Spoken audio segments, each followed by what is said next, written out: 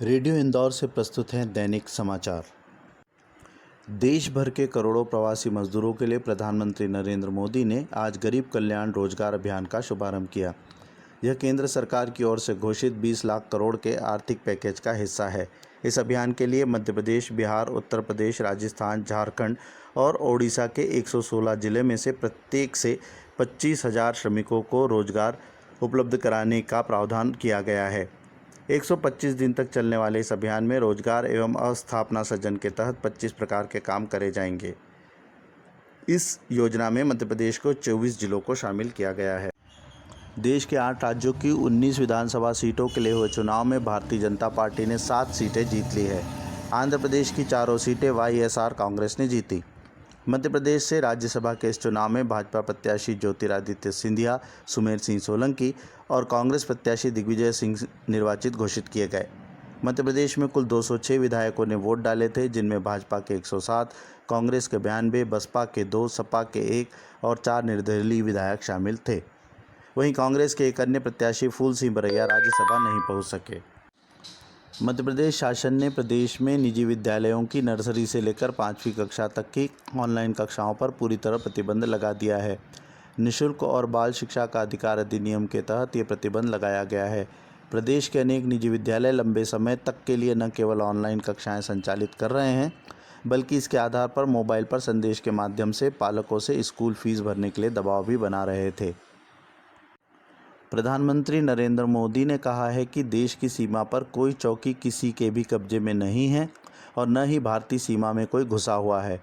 श्री मोदी ने भारत चीन सीमा की मौजूदा स्थिति पर विचार विमर्श के लिए बुलाई सर्वदलीय बैठक को संबोधित करते हुए ये बात कही।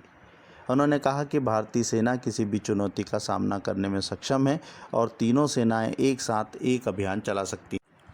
राज्य शासन ने नगरीय निकायों में विभिन्न करों पर 22 मार्च से 15 जून 2020 तक के देय अधिभार सरचार्ज को माफ़ कर दिया है। ऐसे नागरिक जो 31 जुलाई तक नगरीय निकायों के कर जमा करेंगे, उनके लॉकडाउन अवधि को अधिभार की गणना में नहीं लिया जाएगा।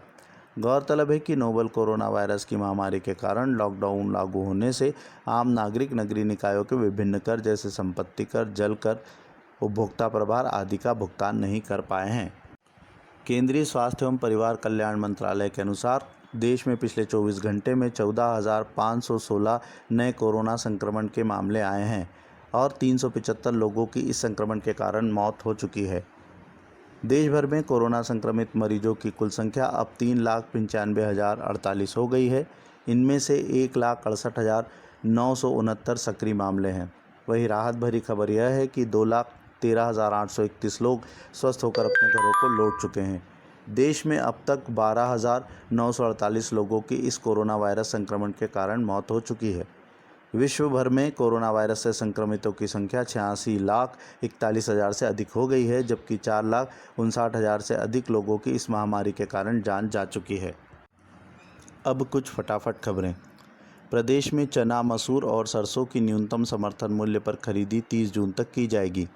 किसान कल्याण तथा कृषि विकास मंत्री कमल पटेल ने बताया कि ऐसे किसान जो एसएमएस मिलने के बाद भी चना मंडी तक नहीं ले जा पाए हैं, उन्हें विभाग पुनः एसएमएस भेजेगा। प्रदेश में कोरोना संक्रमण के कारण कल 21 जून को 6वें विश्व योग दिवस पर विद्यार्थी, अभिभावक, शिक्षक, जनप्रतिनिधि और नागरिक अपने घरों में ही योग करेंगे। इस बारे में प्रमुख सचिव स्कूल शिक्षा ने दिशा निर्देश जारी कर दिए हैं। अमेरिका भारत का तरजीही व्यापार का दर्जा बहाल करने पर विचार कर रहा है। इससे भारत से निर्यात होने वाले करीब 48.38 हज़ार करोड़ रुपए के उत्पादों को शुल्क से छूट मिल जाएगी। गौरतलब है कि राष्ट्रपति डोनाल्ड ट्रंप ने जून 2019 में तरजीही व्यापार का दर्जा खत्म कर भारतीय उत्पादों पर आयात शुल्क लगा दिया था। आज के लिए बस इतना ही। नई खबरों के साथ मिलेंगे अगले बुलेटिन में। अंतर्राष्ट्रीय, राष्ट्रीय और प्रादेशिक समाचारों को सुनने के लिए सब्सक्राइब करें हमारा चैनल रेडियो इंदौर। जय हिंद, जय भारत।